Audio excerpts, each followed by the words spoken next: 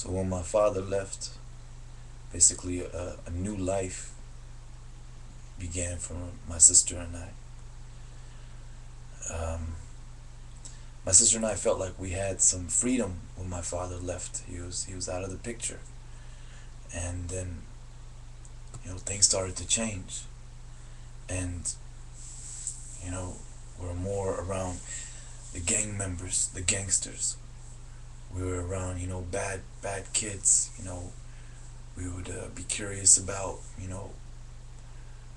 alcohol and the opposite sex and crazy music, stealing and staying out late at night. Even I would run away from home and not come home for days and days, you know, worrying my mom. But the objective was not to worry my mom, it was just to explore, you know. And because we didn't have that father figure, we realized it was more difficult for our mother to control us, and so we were astray, definitely. Um, I got into playing football, a lot of football, playing sports, basketball on the basketball court. I was doing martial arts, um, and most of all, I loved music, especially R&B music. I used to sing, all the time, repeat after Boyz II Men songs. I used to sing along with them. Um, a lot of singers. Like even I liked Michael Jackson at the time. I liked some hip hop artists such as Tupac and Biggie, and that was the thing back in the days. I really enjoyed Whitney Houston. I knew she had a beautiful voice and she had lovely songs, and same with Mariah Carey, and the list goes on. I was caught up in this fantasy of life, and you know again I mentioned that I thought that life was like a movie, and I felt like there was cameras around me, especially ever since I was young, when I first started to see movies, and then I started to have actors come and visit me, such as Sylvester Stallone, and you know and Bridget Nielsen was taking care of me. So life life was a little unreal, for lack of a better term. It started to become a dream, and even the thought of death. When I thought about dying, I said, you know what? If I die, I'm gonna come back to life, and I get to start all over again.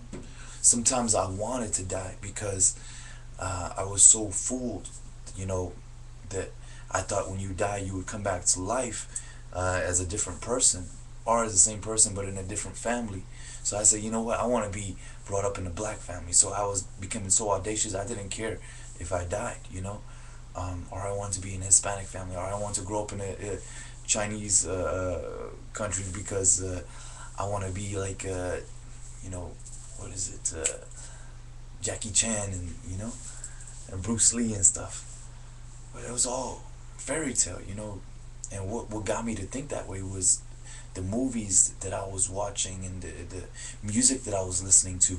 All of that, was corrupting my mind to be far from reality and closer to fantasy, you know. And along with that fantasy, there was consequences, that there was just breaking hearts, and made my mom sad. Um, got to the point where, when I was in elementary school, I guess I started to act up. Um, they ended up telling my mom that I need to be disciplined, and they told my mom that they should put me on medication or something like that. And at this time, I guess medication just started to come out, and I know medication would really mess with the mind. It was something that would just cloud your mind. I was just always against it, always against it, and it was for people with like split personalities, or that was their excuse for giving the medication. So my mom got suckered into this experiment, and they sent me down to a hospital, which was a mental hospital, down in Charter Westbrook in Richmond, Virginia. And I was only a child in elementary school. So when she placed me there, it was so sad, you know. I was around crazy and deranged people, you know, people that weren't, right in the head. And like just seeing this was really like almost like a nightmare, you know. And I was crying, to go home and begging to go home. And there was a time that I would try to escape from there. And it was a locked facility. They had security guards, and um, they wanted to give me medication. I refused because I remember the first time that they gave me the medication was like Zoloft or something like that. I felt weird. I didn't feel normal. It it wasn't it wasn't me. I felt like something else was taking over me, and I didn't feel like a human being. So I was begging to leave to go back home. When I would talk to my mom over the phone, and she's like 3, 4 hours away from me. I'm like, Mom, come back and get me. And Mom, she refused. She said, no, that place is good for you. And another reason why I believe that my mom did that was because a new man came into her life after my father left. Uh, Qasem Karzai. And Qasem Karzai is related to the current president of Afghanistan, Hamid Karzai. And I guess he's like a handsome guy and stuff like that. And he got out of prison for, he was charged with rape. And he got out of the prison, and I guess him and his wife got a divorce, and he met my mom, and he was a player. He was, playing my mom, and he was messing around with her best friend, but yet living in my mom's house. So he disliked me, because I was a boy, giving him, dirty looks, and, who's this new man in my house, and but he was cool with my sister Star, because she's a female. And I heard stories that while I was in this mental hospital, this facility, that he would be giving my sister like glasses of wine, trying to seduce her. He's a bad guy, and he really manipulated my mom. So 50% of the reason why I was down there in this facility, in this mental hospital, is because my so-called stepfather advised it.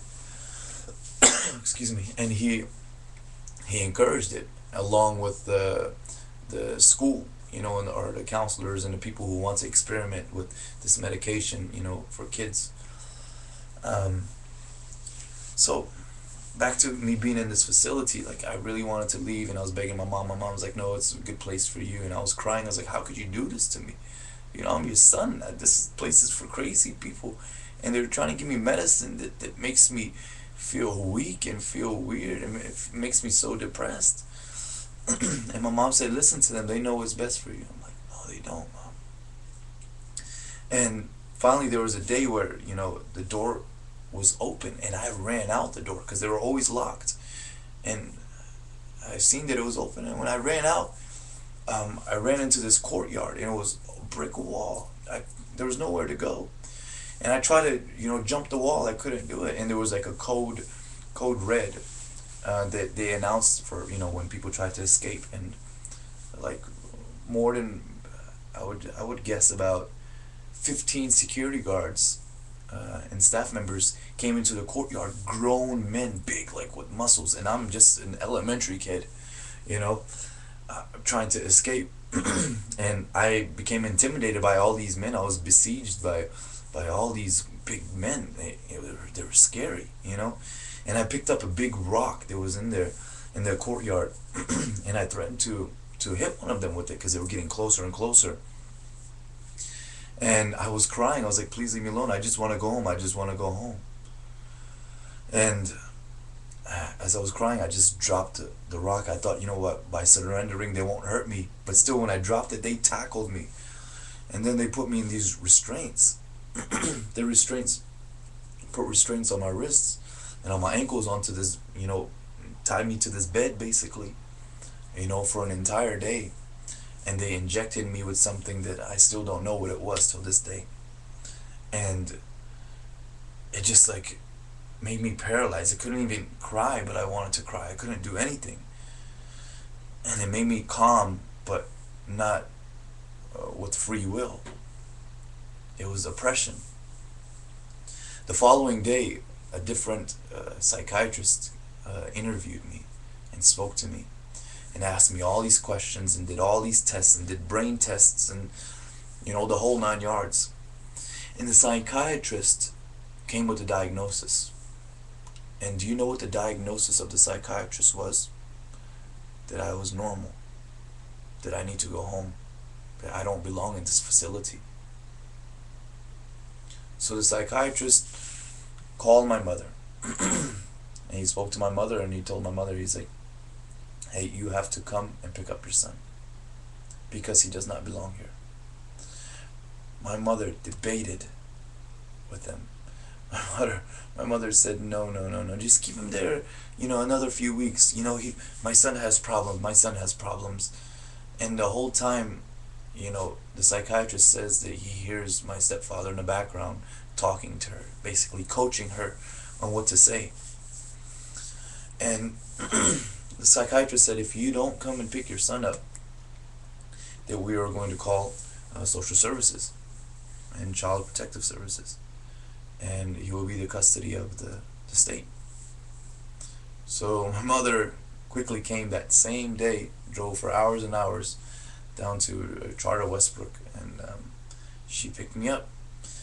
And I was happy, and I wasn't upset at my mom. I was happy that she came and picked me up. I was excited. I was like, I finally get to go home and see all my friends in the neighborhood and be a normal kid again. But little did I know that my mother had something up her sleeve. And it was all because of the manipulation of Mr. Karzak, my little brother's dad. She ended up driving me to another mental hospital, to another facility, which was called Springwood. And in this facility, she told him that